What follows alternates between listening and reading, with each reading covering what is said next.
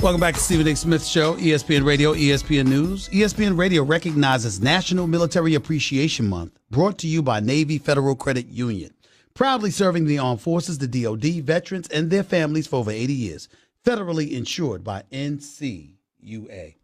888-SAY-ESPN. It's 888-729-3776. Reminding you again right here on the Stephen A. Smith Show, ESPN Radio, ESPN News. Starting off hour number 2, my buddy, my former colleague here at ESPN, now NBA writer extraordinaire for the New York Times, the one and only Mark Stein will be on the show with us. Looking forward to talking to him about some things. So let's get right to it. Until then, going to get to the phone because we got a lot of people wanting to talk. You know my position.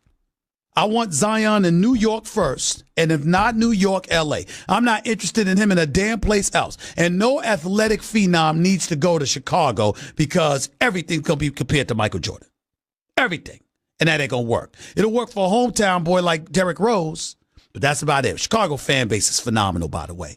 They sell out every year, every game, even when their team stinks. I have mad love and respect for the fans in Chicago. They're really, really great, but I don't want Zion there. Let's go to the phones.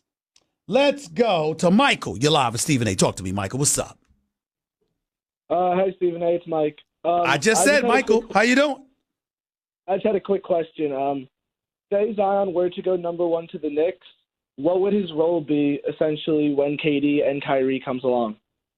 If Zion was to go to the Knicks?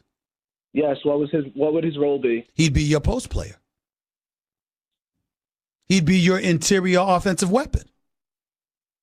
Because with KD and Kyrie on outside, whether it's driving to the basket or making noise from the perimeter, you would need a low post presence on the offensive end of the floor. And that would definitely be Zion Williamson's 280-plus pounds.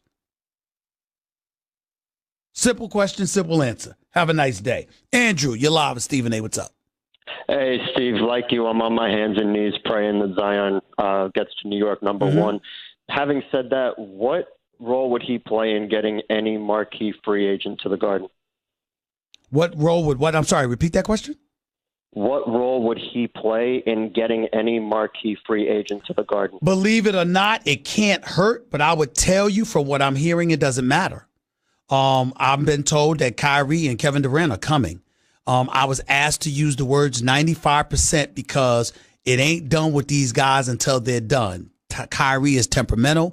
In the case of Kevin Durant, he's sensitive. I'm not saying that in a negative way, but he's sensitive from the standpoint that the nostalgia being in Golden State, winning championships, et cetera, with Golden State clearly in position to give him more money.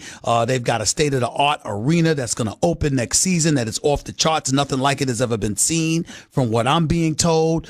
They're winning championships. They're printing money. It's Silicon Valley.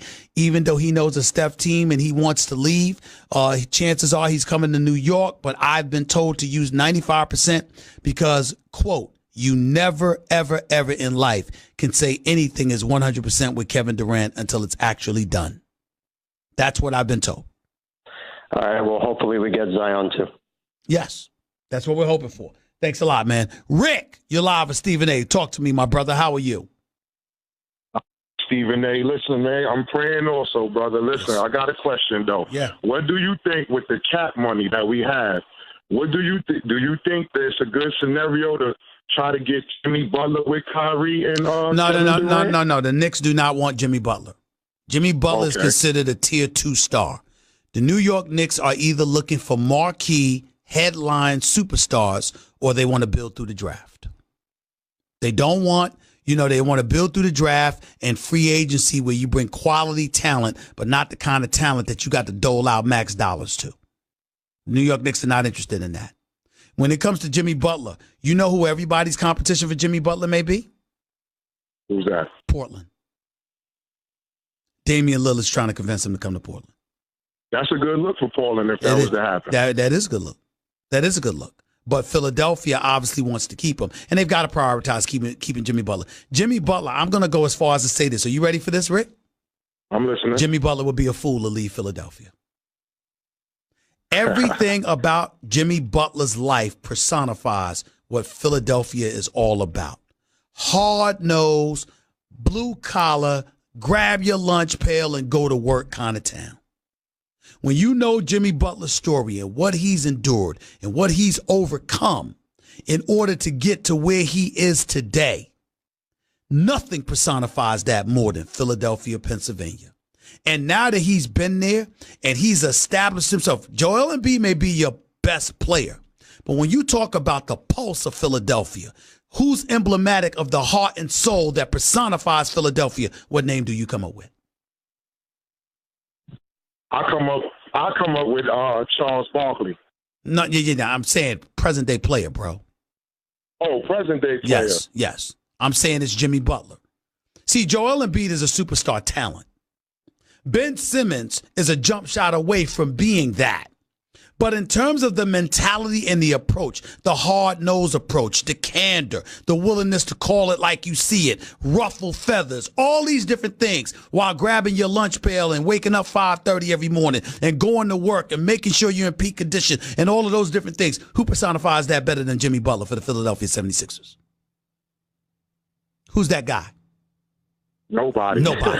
And that's why you have to keep him. He's a priority over Tobias Harris. Tobias Harris is a really good player. I hope he gets paid. He didn't have the greatest postseason, certainly not the greatest series against Toronto.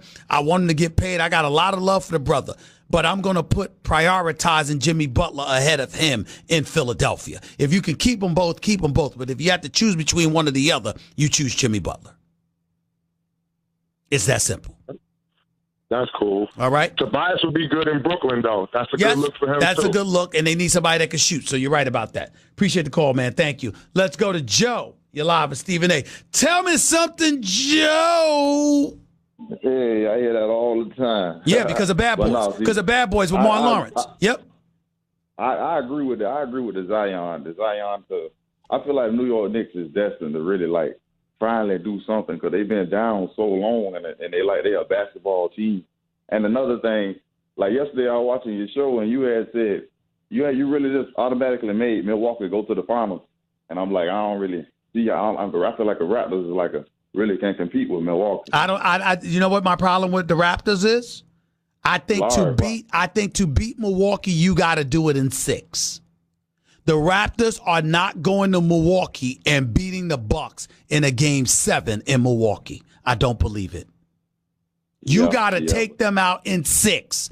And I don't think you're going to take the Greek Freak out in 6 when the first 2 games of the series are in Milwaukee. I don't believe it. Yeah, they play as a complete team. They kind of like the same team, but 34 is way different on Milwaukee. But I feel like the Raptors can get them, though. Like I said, if they had home court advantage and the first 2 games of the series were in Toronto, I think you would have a better, stronger argument. But the fact that they got to go against Milwaukee and Milwaukee lost game 1 against Boston, I don't see that happening 2 series in a row. I don't see it. I think they'll be ready for Toronto tomorrow night. Kawhi something different. Kawhi got a little bit of Jordan in him, Kobe in him. Kawhi. Yeah. But where's his help? Jordan had Pippen. Jordan had a 3-headed monster at center with the Winningtons and Cartwrights of the world, Stacey Kings, others. Jordan had Pippen. Jordan had B.J. Armstrong. Jordan had Paxson and Steve Kerr after that and stuff like that. Where is Kawhi Leonard's help? Just remember, Joe, when the Raptors win the series. Okay, so you're just being emotional. You're not talking. Goodbye. Have a nice day. Let's go to Ronnie. You're live with Stephen A. What's up, Ronnie? Hey, Stephen, man. I feel like putting some palm trees in front of Madison Square Garden. But being hopeful, right? Can we get Zion? But to have the backup plan, if we do fall between 2 and 3, right? What would be your pick and why? Easily, John Morant. John Morant is special. He's special in the open court. He'll be a highlight reel to a lesser degree than Zion in and of himself. He's got game. He's got heart. He's coming out of Murray State. I think that when you look at what he brings to the table, I believe in John Morant. Yes, I agree. Over Barry. Yes, I do. Yes, I do. I'm not. Listen, I lost a little faith in RJ and Cam Reddish even more so when Zion went down. I watched RJ. He doesn't go to his right enough. He doesn't use his right hand enough. I got concerns about him. He belongs in the NBA. He's a special talent, but he's a lefty. Reminds me a lot of Jalen Rose. He belongs in the league. He can ball, but is he going to be that superstar? I think he'll be a solid player for a long time. I'm not convinced that I see anything other than that. In the case of Cam Reddish, his build, his athleticism, it looks special. Do you remember how inconsistent he was?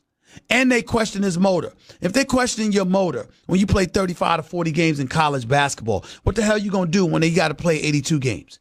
Now, mind you, you are in pursuit of millions, and they're questioning your motor on college campus. Okay?